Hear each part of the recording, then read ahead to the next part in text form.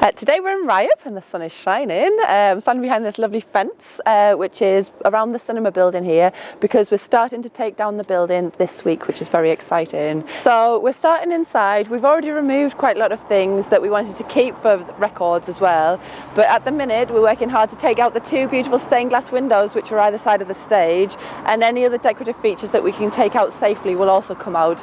The next thing to come down will be the roof will come off, and then we'll start on the front of the building, and any of the original features such as some of the curved tiles on the roof, the stays which are holding the canopy up, if we can get them safely we would like to collect those, and then the building will come down in stages, starting at the front and working all the way through to the back. So the whole process could take between 6 to 8 weeks, maybe a little bit longer, because we need to leave the site nice and clear and flat.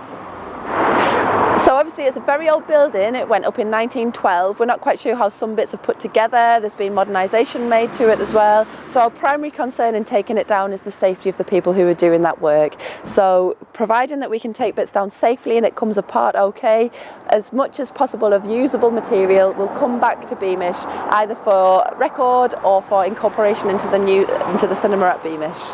So some of the structural features will be new because they're just not in a good enough condition to use. Any historic material that we can't reuse from the cinema, we will source reclaimed materials, so they will be old materials, just not essentially from this building, but it will look as much as possible like this cinema did in the 1950s. That is our goal.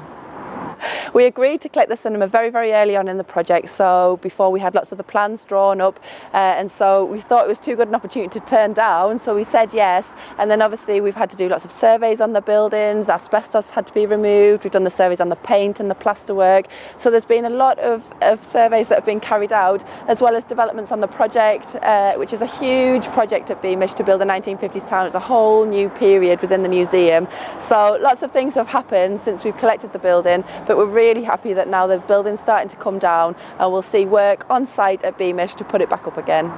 The cinema has such a great history. It was built in 1912 and was really a focal point of the community. There's so many people around here who have such lovely memories and stories about going to the cinema, meeting future husbands and wives here.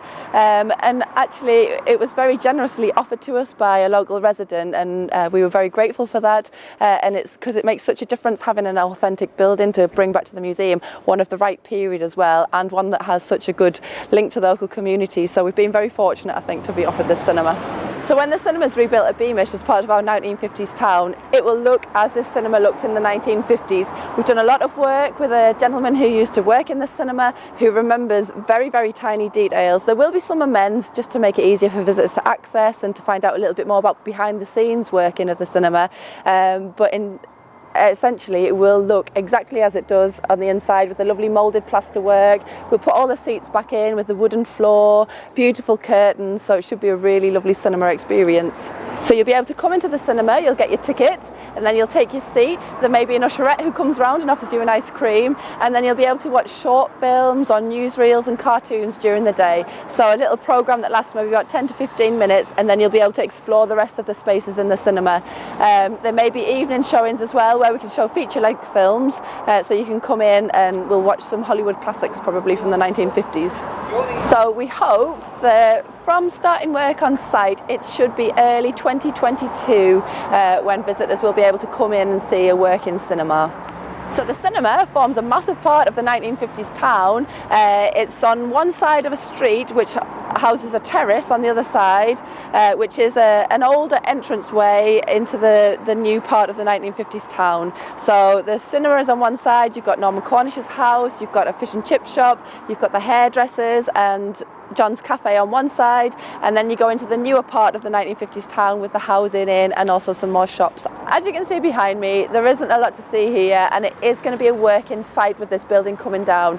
We will provide regular updates online for all anybody who's interested in the project, so please take a look at our website rather than popping down to have a look here.